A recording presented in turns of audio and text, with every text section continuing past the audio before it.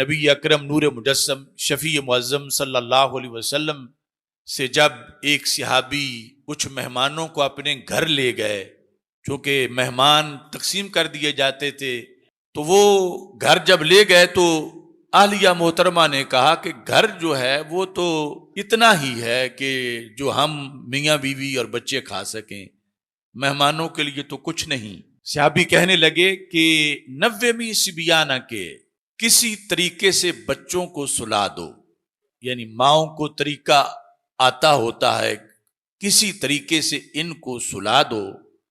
اور عشاء پڑھ کے جب میں مہمان ساتھ لے کے آؤں گا تو تم نے دیے کی طرف اٹھنا ہے اس انداز میں کہ گویا کہ تم اسے صحیح کرنا چاہتی ہو۔ ظاہر یہ کرنا ہے کہ تم صحیح کرنا چاہتے ہو، لیکن ساتھ ہی اس کو پھونک مار کے بجھا دینا ہے۔ مہمانوں کو یہ پتہ نہ چلے کہ تم ارادی طور پر بجھا رہی ہو،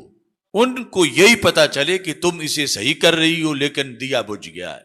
اس کے بعد یعنی یہ کام تب کرنا ہے کہ جب کھانا پہلے مہمانوں کے سامنے رکھ چکے ہوں گے، پھر تم نے دیا بجھانا ہے، اور اس کے بعد برتنوں کو رکھنے اٹھانے کی آواز یوں پیدا کرنی ہے کہ مہمان سمجھے کہ یہ بھی کھانا کھا رہے ہیں، یعنی گھر والے بھوکے نہیں ہیں۔ یعنی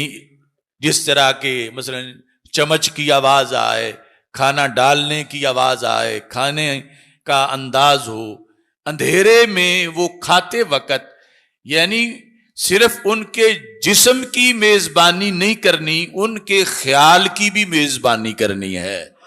کہ کہیں وہ شرمندہ نہ ہوں کہ ہم تو کھا رہے ہیں اور گھر والے بھوکے ہیں، تو ہمارے کھانے کا کیا فائدہ جب گھر والے نہیں کھا رہے، انہیں یہ احساس نہ ہو۔ جب صبح کو یہ صحابی رسول پاک صلی اللہ علیہ وسلم کے پاس پہنچے تو نبی اکرم صلی اللہ علیہ وسلم نے ارشاد فرمایا، ان اللہ ضحک علیکما طیلۃ لیلۃ، رب ساری رات تمہیں دیکھ دیکھ کے مسکراتا رہا ہے۔ یعنی یہاں ضاحکہ کا لفظ موجود ہے جس کا معنی ہے ہنسنا، مسکرانا، اور یہ لفظ اللہ کے شایان شان نہیں ہے، تو مراد اس سے ہے کہ اللہ ساری رات تم سے پیار کرتا رہا ہے کہ یہ کیسے عظیم لوگ ہیں، اپنی بھوک چھپائے ہوئے ہیں اور اپنے مہمانوں کا اتنا خیال کر رہے ہیں، مہمان کے حقوق کا، کہ صرف ان کے جسم کا ہی نہیں، ان کے خیال کے لحاظ سے بھی ان کی میزبانی کر رہے ہیں۔